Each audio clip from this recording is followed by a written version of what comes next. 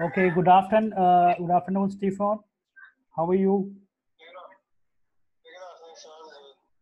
All right, so shall we start today? Yes, sir. Okay. So yesterday, Stefan, we were discussing about the different keys of database, Yes, sir. I watched a video on YouTube. right? So let me do a quick recap that what we did yesterday. Yes, sir. So let's start with the concept called key.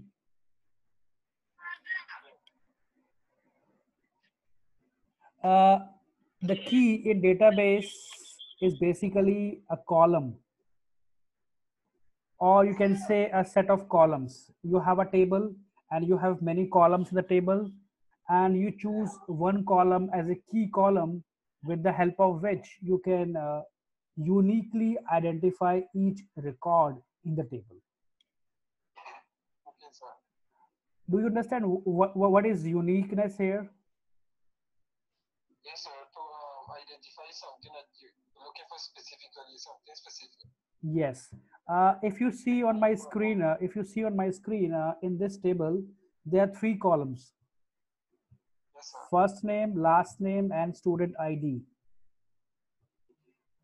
Let's say if I would like to see the record of Deborah, then it becomes difficult for me to identify which Deborah am I talking about, because it has two Deborah. Yes, sir.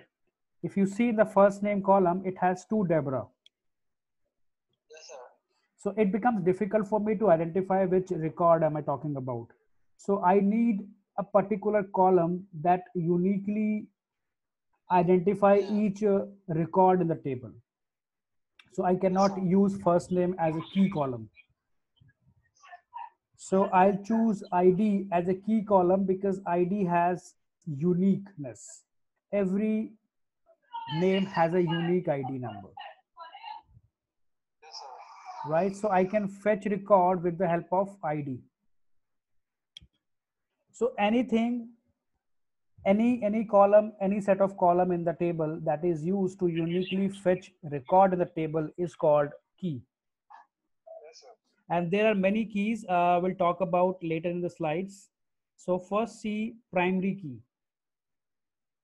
Yeah. Primary key is a column or set of columns which helps to identify a row in a table. Don't get confused with the definition of key. Yeah. So primary column or primary key has certain properties, right? Yeah. I see a note there. It's saying it can't be Du- duplicated. yes, yes. So primary key Yeah. can't be duplicate. It can't appear more than once in a table. It can't be null, and you can't modify or update if the table has a relationship with other table. So if you see in the table, we have three columns again. We cannot make a first name as a primary key because it's a duplicacy here. Yeah. It's not. And similarly, we have last name. We cannot also choose last name as a primary key column. Do you know why? Yes, sir. Because it's going to be hard to identify the person specifically. Because a lot of people might get the same last name, also the same first name. That's why we're using a primary key, which will be a number to identify the person. Yes, if you see in the note, primary key cannot be null. It cannot be empty. You Yeah. should have some data. But if you see in the last column, last name column, against the last entry called Mike, there is no last name given. Yes, sir. It means the last name column cannot be used as a primary key column. Yeah. So we have to choose student ID here because student ID fulfills all criteria that we set for primary key. There is no duplicacy in the ID.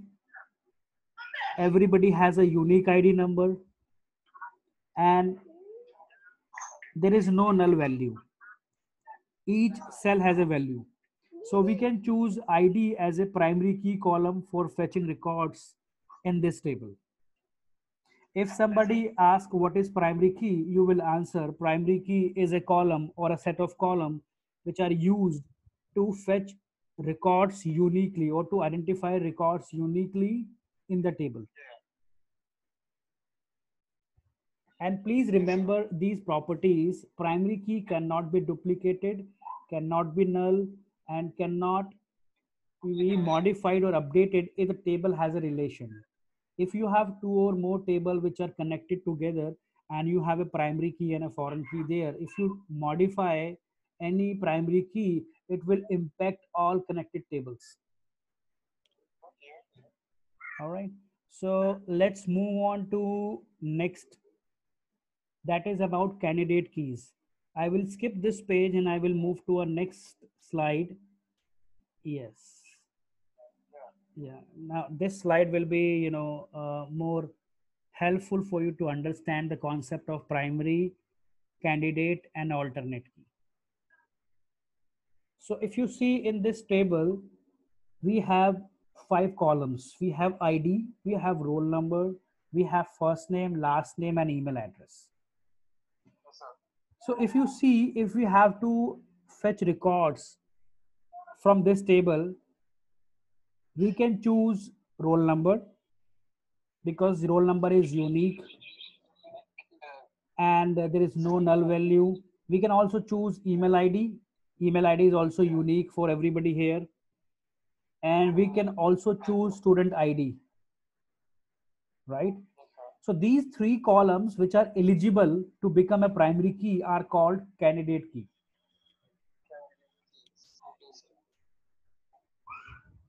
So remember, all primary keys are candidate keys. Yes, sir. So basically, the candidate key is basically keys that are eligible to become a primary key, and the alternative keys are the keys that are currently not a primary key. Yes, yes. You are absolutely right here. So we see here there are 3 columns which are eligible to become a primary key, and we chose ID as a primary key. So we chose ID as a primary key. So remaining candidate keys, that is roll number and email, are become alternate key for this table. Yes, sir. Acha, okay. Tell me, can we have more than one primary key in a table? No, sir. No. Okay, can we have more than one candidate key? Yeah. Yes. It's surely that you can have more than one Can. And we can have more than alternate keys as well. Yes, sir. Also remember, all candidate keys, are eligible to become primary key. Remember this point. Yeah. Right? Yes, sir. And primary key, yes, also remember primary key is a candidate key. Yes, sir. Okay. I hope the concept is. Yes, go ahead.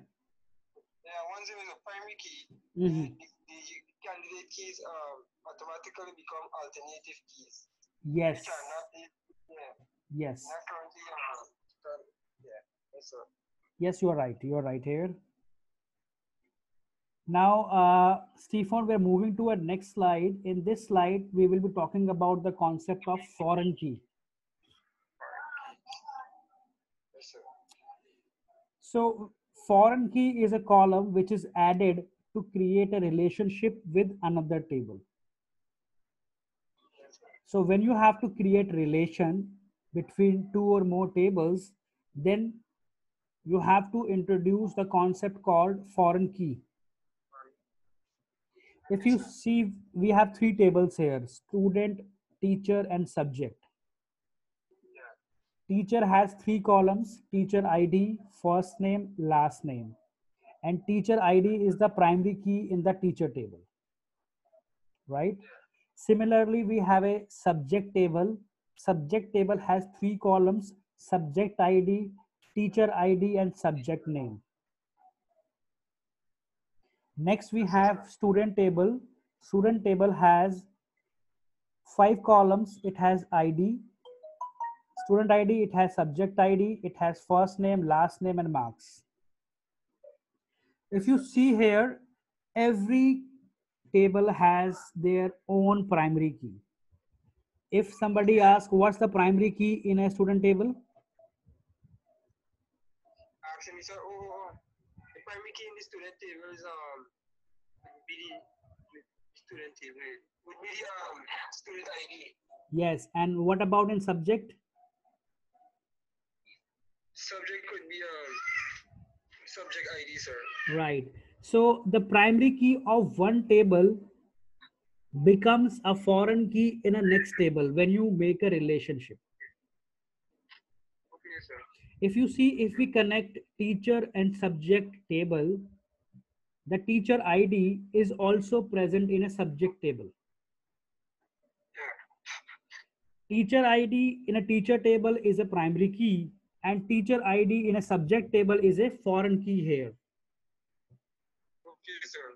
So this is how you link, different tables using different columns or different keys.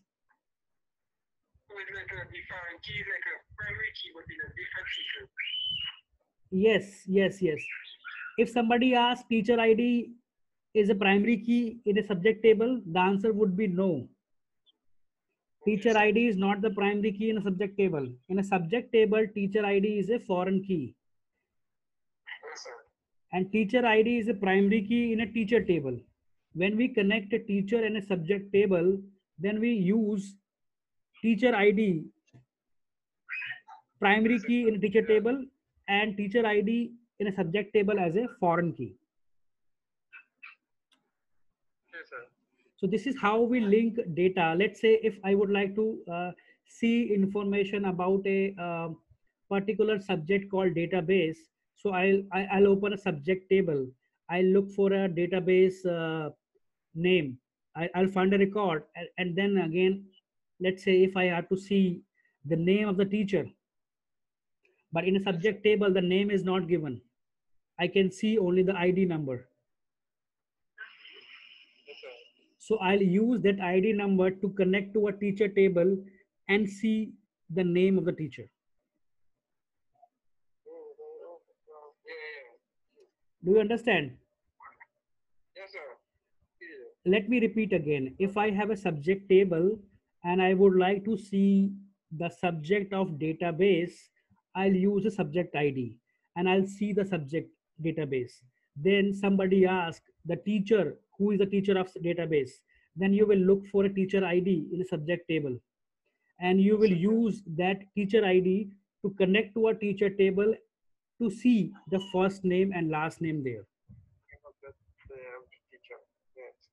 So this is how the tables are connected. If you see, teacher ID is present in subject table and teacher ID is also present in a teacher table. So with the help of teacher ID, I can see the name of the teacher. Yes, sir. Similarly, if you see the table here, subject and student, if I have to see, the teacher associated with a particular subject, Yeah. or student associated with a particular subject, I'll use student ID and subject ID. Subject, yeah, subject ID. So subject ID is a primary key in a subject table, and subject ID is a foreign key in a student table. So I'll see the marks of a particular student in a particular subject, right? If I have to see the name of the subject, I have to connect student table with the subject table, and I'll see the name with the help of subject ID. Yes, sir. Hope you are understanding the point what I'm saying here. Yes, sir. Yeah. So basically, you're saying that if there's two tables, Yes. you one with the primary key, you're gonna add.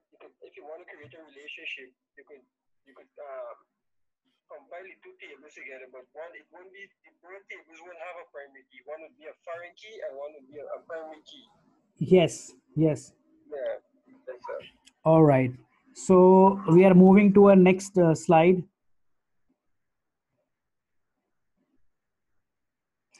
Now see how these tables work.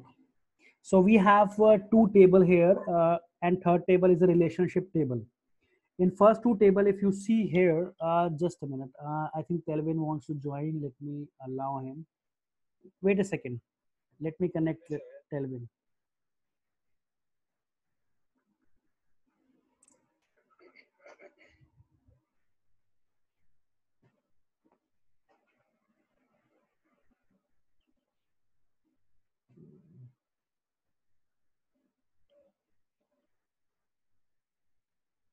Good afternoon, Telvin. We are discussing about the concept called foreign key today, and also we revised primary key and candidate keys. So I was telling Stephen about the foreign key, right? Yes, sir. So foreign key is a column which is added to create a relationship with the another table. If you have to create a relation between two tables, then you have to introduce the concept called foreign key.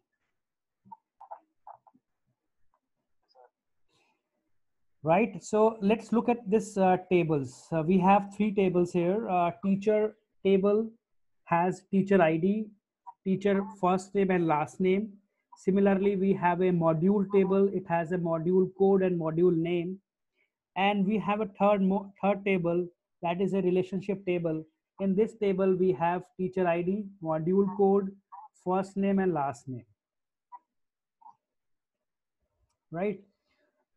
Let's say if I have to see who is teaching subject office automation, how would I check that? If I have to see the if I have to see the name of the teacher who is teaching office automation tools, how would I check? You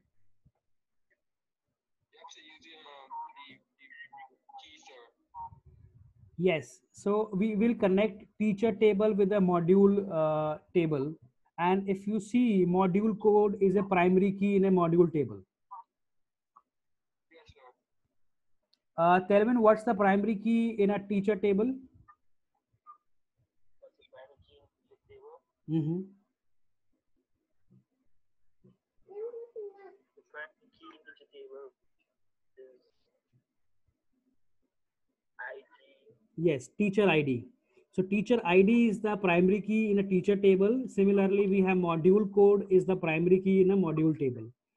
So when we have to connect this table, we'll see the third table which is given at the bottom. If I have to fetch the name of the person who is teaching office automation, I'll connect module code, which is a primary key here, module code, and I'll see teacher ID, the corresponding teacher ID. If you see in the table at the bottom, we have teacher ID and we have module code. Yes, sir. So teacher ID is a primary key in a teacher table, but here it is a foreign key, Yeah. right? Similarly, module code is a primary key in a module table, and it's a foreign key in a in a table down table at the bottom. That is module code.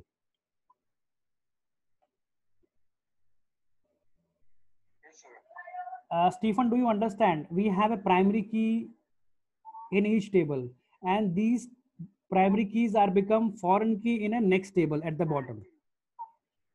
Yes, sir. Because you build a relationship with me. Yes, yes. So, so Telvin, what's the primary key in in the table at the bottom table? At the bottom table, Yes. ID. What's the primary key? Teacher ID, sir. ID. ID is the primary key, not teacher ID. Teacher ID is the foreign key here, and module code is also a foreign key here. ID is the primary key here. So this is how we connect two tables and fetch record from both tables at the same time using relationship. Yes, sir. Just pay attention here also. I want Telvin to understand this. Telvin, if you see, we have three tables here: teacher, subject, and student. Yes, sir. And each table has a primary key. Teacher table has a teacher ID as a primary key. Subject has a subject ID as a primary key.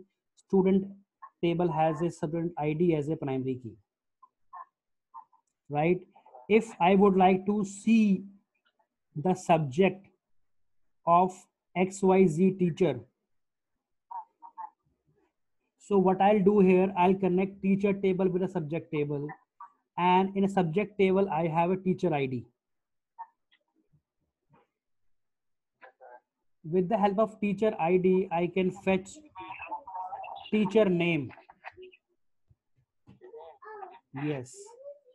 So I can fetch teacher name. So teacher ID is a primary key in a teacher table. It becomes a foreign key in a subject table. Yes, sir. Similarly, we have subject and student. And if you know, we have to find the subject of a particular student, then we use subject ID. And subject ID is a foreign key, and it's a primary key in a subject table. Okay, sir. Do you understand how tables are connected, and they are connected with the help of different keys here? Yes, sir. I can hear. Okay. And Telvin, are you clear with the concept called primary key, candidate key, and alternate key? Yes, sir. That, yeah. So I want Stefan to please explain the concept of primary, candidate, and alternate key to Telvin. I'm listening. Okay, sir. So a primary key is a unique key used to identify a row in a table, sir. Right. And the candidate key typically being the key that could become a primary key that are eligible to become a primary key. Right. And the alternative keys would be the keys that also could become a primary key but are currently not. Because the primary key is already been used already in a row. Right. Right. So all candidate keys are actually the primary keys, and I'll choose one key as a primary key, and remaining keys are called the alternate keys.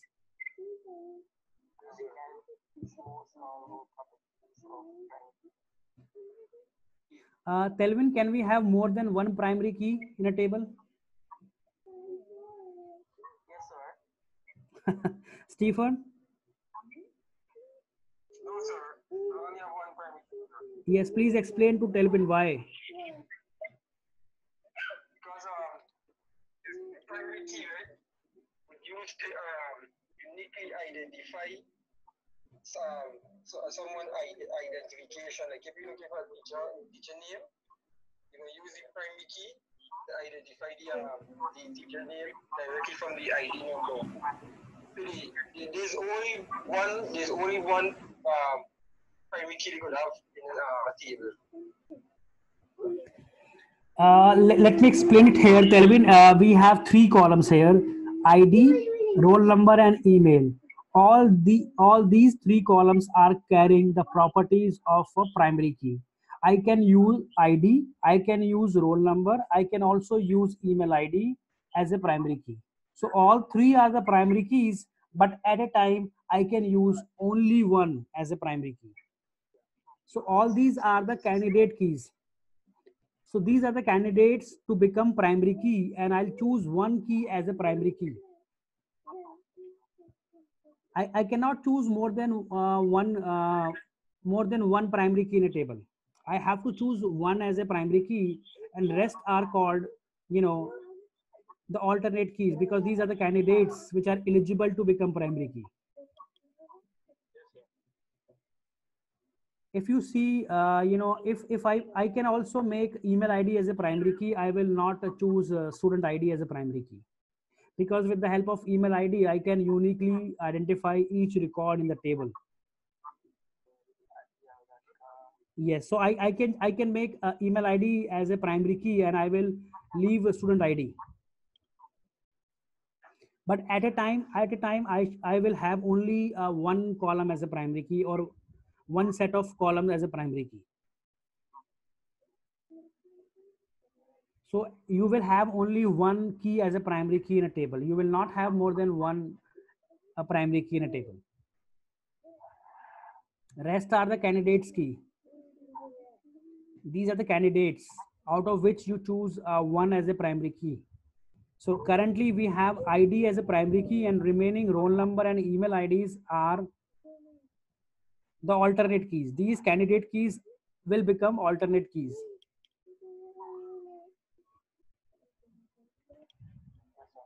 Is it clear to you, Kelvin and Stevon? This concept is very crucial, and usually everybody gets confused in this concept called key. If you ask big people, those who are working in industry, and even they will find it difficult to explain the concept of key. So you have to pay attention, and you have to understand properly. There is a slight difference between these keys, slight difference, right?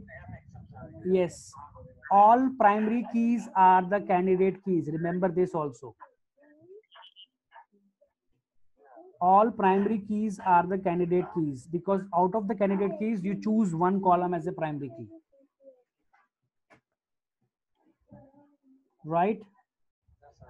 Now we are moving to a concept of composite key. The word composite is, it's self-explanatory, means, combination of two or more. So when we combine two attributes, or two columns of a table to use as a key for a table, that becomes a composite key. If you see in this column, we have first name, last name, email address, and mobile number, right? So if I use first name and last name together as a key to fetch each record uniquely in the table, and this first name and last name will become the composite key for this table. So a key which has multiple attributes to uniquely identify rows in a table is called a composite key.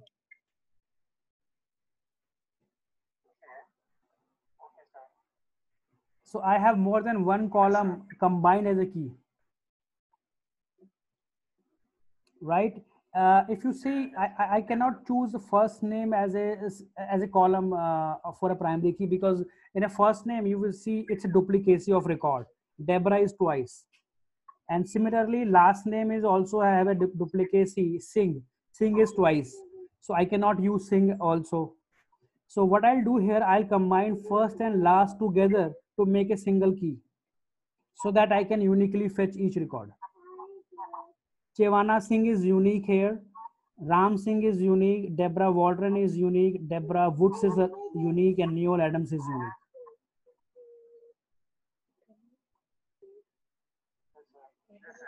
Right? So I'm combining two columns, and when I combine two columns, it becomes a unique identifier or unique column. That column is called composite key column, because when I connect two or more columns to uniquely identify the record in the table, then this becomes composite key. Right? Next we have domain. Domain basically refers to the values or types of values you are going to store in a particular column.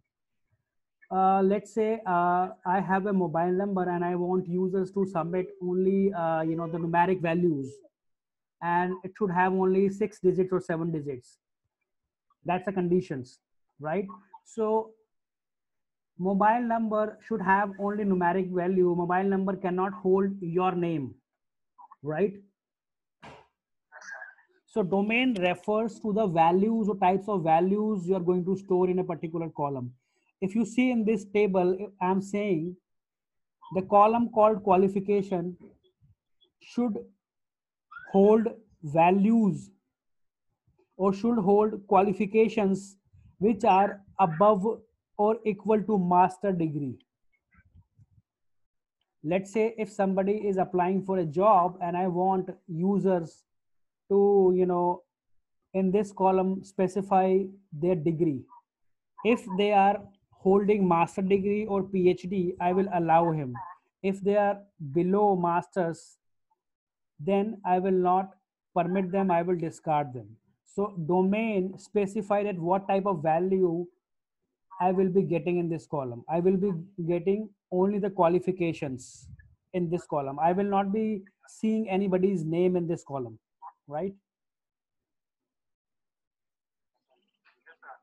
So domain specify the type of values you are going to store in a particular column. Similarly, in a first name, you will hold only the names. You will not hold anybody's mobile number in a first name column, right?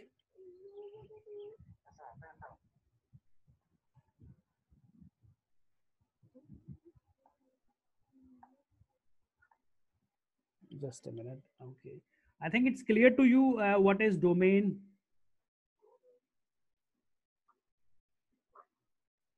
Domain refers to the values or type of values which a field or a column in a table may contain. If I have a name column will hold only the textual information about the name. I will not see any numeric data in a name column. I'll set certain conditions there. So domain for name is, textual data, and it has certain size limitation. I want only 20 characters to be typed in. So the limitation is 20 characters. So domain is 20 character text field.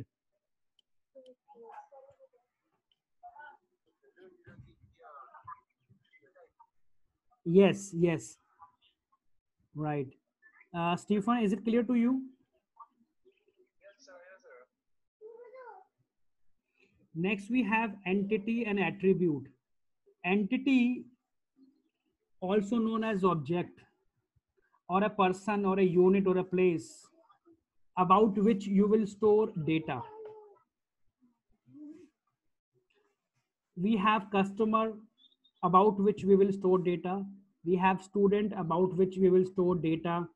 We have teachers, about which we will store data.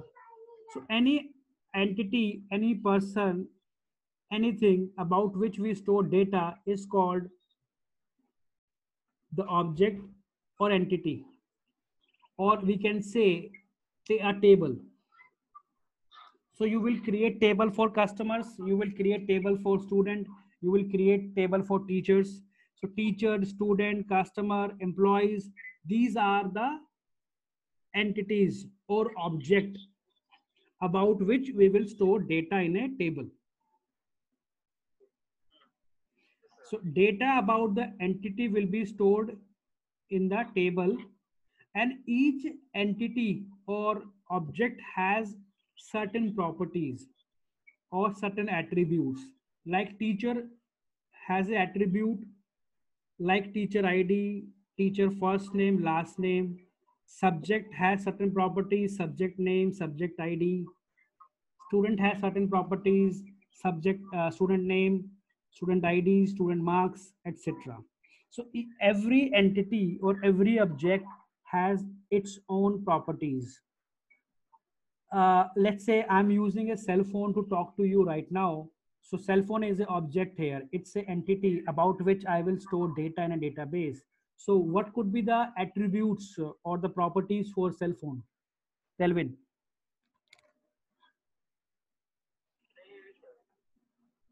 I'm saying right now I'm using a cell phone to speak to you. We are talking on the phone. So cell phone is an object, or it's an entity about which I will store data in a table. My question is, what are the attributes or the properties? What could be the attributes or properties for this phone?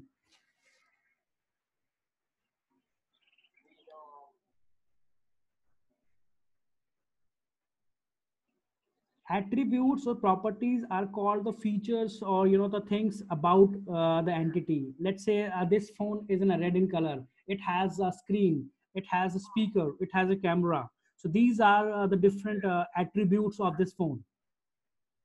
The color, the size, the brand, right? The price. These are the different attributes of this phone. So I'll create a table for phone, and in the phone table I'll create different columns like phone name, phone color, phone size, phone brand, phone price, etc. So these are the different columns are called the attributes or the properties of the object. Stefan, is it clear to you? Yes, sir. Okay, tell me what are the attributes for storing a pen. Let's say you have a pen. So you have to create a pen table. So what are the possible attributes for pen table? So basically, the color depends. Yes, yes. Yeah. Yes, sir. Color, body, it is a metal body or it's a plastic body. You should see the body, and yes, yes. Price, the brand. So you can create different columns about pen. These different columns are called the attributes or the properties of the pen.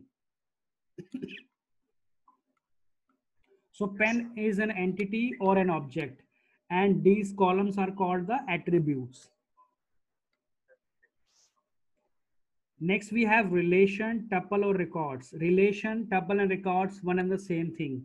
Each row in the table is called the tuple or a record, right? And each column is called as field, and it is also called as attribute, right? So if you see, we have teacher ID, first name, and last name. So this is a teacher table. So teacher is a entity, and teacher ID, first name, and last name, these are the attributes of teacher. Attributes of teacher. And attributes basically the columns in the table. And row identify record is also known as tuple. Yes, sir. And there's a one more name for table is called a relation. Some database called relation and table, one and the same thing, right? Now I would like you guys to please go through the remaining slides and try to create a database in MS Access and create form, and then set different properties for each column, right? All right. So we are about to stop this right now because the 40 minutes are about to end. So I will be closing the session, right? Kindly go through the remaining slides and ask questions. Okay. Yes, sir. No problem. All right. Thank you so much for your time and patience. Have a great day.